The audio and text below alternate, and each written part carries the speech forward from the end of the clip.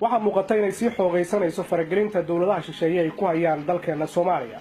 waxaa cadaawada Soomaaliya isku biirsanaya dalal isugu jira kuwa muslim ah iyo kuwa aan muslim ahayn. haddaba tusmadan waxaan uga hadlaynaa riyada Sacuudiga uu hormuudka ka yahay ee ku aadan tirtiridda qaran Soomaaliyeed. ma runba mise waa riyo? magacaygu ayaa la Xuseen Cabdi, ku soo dhawow ha noolaato. waxaa muddo dheer socday warar sheegaya in dawladda Sacuudigu ay qayb ka tahay dalalka doonaya in la tirtiro qarannimada Soomaaliya. waxaana Wikileaks oo ah website soo bandhiga wararka sirta ah uu horay u daabacay in dawladda Sacuudigu ay qayb ka tahay dalalka noocaas ah, isla markaana ay jirto sir sheegaysa in dawladda Sacuudigu ay ku kaalmaynayso wadamada dariska ah sida Kenya iyo Ethiopia inay kala qaybsadaan Soomaaliya. Soomaaliya waxaa lagu tilmaamaa inuu yahay wadan u nuglaaday in ay fagaaro ay ku dagaalamaan uu noqdo wadamo dana badan oo siyaasadeed kale dalka Soomaaliya. xog sir ah oo laga helay safaaradda Sacuudigu ku leeyahay wadanka Djibouti ayaa muujinaysa qorshe ku aadan sida la doonayo mustaqbalka Soomaaliya inuu ku dambeeyo, taasi oo ah in si tartiib Soomaaliya loogu kala qaybiyo wadamada dariska ah, gaar ahaan Ethiopia iyo Kenya. dalalka Kenya iyo Ethiopia ayaa ugu dambeyn laba u qaadan doona 4 deegaan oo loo qaybinayo Soomaaliya. waxaa qayb ahaan dal walba ku soo beegmaya dhul ka badan 300,000 square kilometer iyo sidoo kale dad ka badan ilaa 5 milyan oo qof oo Soomaali ah.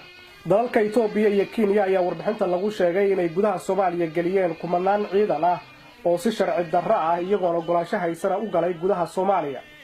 waxaa markii dambe markii ay awoodi waayeen dhaqaalaha faraha badan ee ciidamada uga baxa ay ku qasbeen dawladda Soomaaliya, gaar ahaan madaxweynaha Soomaaliya Xasan Sheekh Maxamuud, inuu kala qayb qaato sidii ay uga mid noqon lahaayeen ciidamada AMISOM.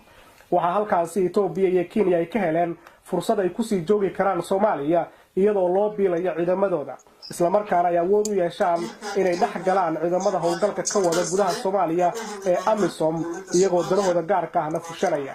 I assure you that Ethiopia's defense force will make a difference in AMISOM operation by clearing Al-Shabaab. warbixinta ayaa sheegaysa in la dagaalanka Al-Shabaab aysan ahayn ujeedada ugu muhiimsan ee dalalka dariska ay ka leeyihiin Soomaaliya, laakiin ay wataan qorshe ka gundheer arrintaasi oo u qarsoon, kaasi ugu dambeyn noqon doona inay kala qaataan Soomaaliya. waxaa dawladda Kenya ciidamo ay ka abuurtay maleeshiyad ah deegaanada Jubbooyinka, kuwaasi oo ka amar qaata dawladda Kenya. waxaana sidoo kale ay ku guuleysatay ama ay qorshaysay inay la dagaalanto qabaa'ilka Soomaalida ah ee deegaanadaasi ku badan ee laga yaabo inay ka hor yimaadaan rabitaankeeda. waxaa kale oo warbixinta lagu xusay in dawladda Talyaanigu ay taageerayso qorshe ay Soomaaliya ku kala qaybsanayaan wadamada Kenya iyo Ethiopia. waxaa warbixinta uu daabacay Wikileaks sii xoojinaya markii la arkay fagaaro ay ku wada hadlayeen saraakiil ka socotay sirdoonada Israa'iil iyo Sacuudiga oo caadiyan iska kaashada ammaanka labada wadan. uu halkaasi khudbad ka jeediyay sarkaal sare oo ka tirsanaan jiray ciidamada sirdoonka wadanka Sacuudiga isla markaana madax ka soo noqday, kaasi oo magaciisa la yiraahdo Anwar Ishqi. waxa uu ka hadlay qodobo dhowr ah oo lagu dhameyn karo mustaqbalka colaadda u dhaxaysa wadamada Carabta iyo sidoo kale Yahuudda. أما حقل أوغادين الواعد في إثيوبيا فسوف يوحد القرن الأفريقي برئاسة إثيوبيا، وسوف يتم بناء جسر بين القرن الأفريقي والجزيرة العربية، هو جسر النور الذي يربط بين مدينة النور في جيبوتي ومدينة النور في اليمن.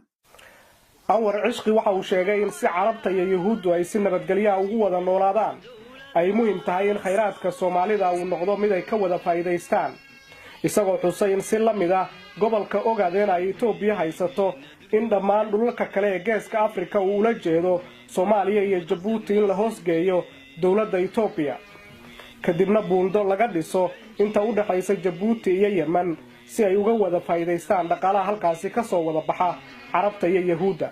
hadalka General Anwar al-Ishqi waxa uu si cad u muujinayaa qorshaha ugu dambeeya ay boqortooyada Sacuudigu ka leedahay dagaalka u dhaxeeya Islaamka iyo Yahuudda oo ah mid ugu dambeyn ku eg qadiyad Carbeed. Sacuudigu waxa uu aaminsan yahay dhulka Falastiin ee ay Yahuuddu haysatay inuu yahay dhul Carabta laga haysto, laakiin dhulka Soomaalida ay Xabashidu haysato iyo kan xorta ah ee Geeska Afrika ee Soomaaliya uu Sacuudigu diyaar u yahay in la hoosgeeyo dawladda Xabashida ee Ethiopia si ugu dambeyn khayraadka ku jira dhulka Soomaalida ay Carabta iyo Yahuuddu uga wada faa'iideystaan. waxaa laga yaabaa in dad badan oo Soomaali aysan halis u arkin wararka noocan oo kala, laakiin waxay dhammaantood baraarugi doonaan marka ay ku soo toosaan iyagoo aan dal iyo dad midna gacan lagu haynin waa Yaalla Xuseen Cabdi oo idin leh Soomaaliya ha noolaato wadoonayaane inaynu dawladahano